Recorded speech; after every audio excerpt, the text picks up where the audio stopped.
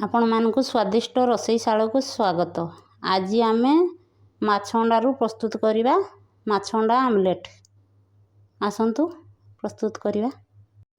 यही देखु माछ अंडा को मुझे भल भाव धोईकी से हलदी गोले नहीं।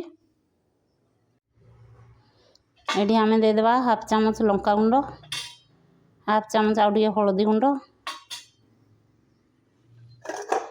यही देखु काटिकी रखी पियाज कंचा लंका या मिसई नवा। आउ गोटे चामच देइछि जीरा धनिया गुंड, गोटे चामच मीट मसला आउ तारी सहित गरम मसला मिसिकी देइछि।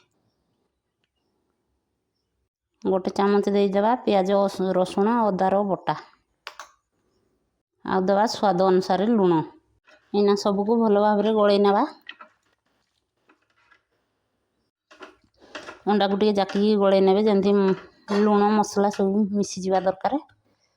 एथिरे आमे गोटे बड़ चामच बेसन गोले दवा। बेसन को भल भाव गोले नवा। गोटे तावा को मु गैस उपर गरम कर नहीं। एना आमे देदेबा तेल।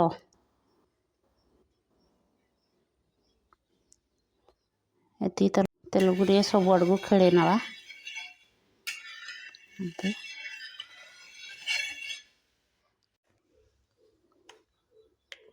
तेल गरम हो गला।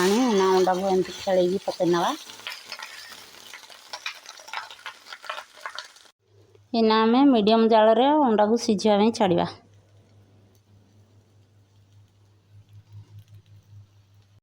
एमती टिके घोड़णी देदेबा। घोड़णी देदेले अंडाटा भलसे सिझीज। यही देखु अंडार गोटे साइड भल भाव सिझाई ताकू आम माछ अंडा आमलेट को लेउटे नेबा। यही देखु फाइनाली आमर रेडी हो गला माछ अंडा आमलेट। जदि आपण मानकु यही रेसिपीटी भल लगी थाए ताहाले मो चैनल को लाइक शेयर सब्सक्राइब करने को जमा भी भूलिबनी।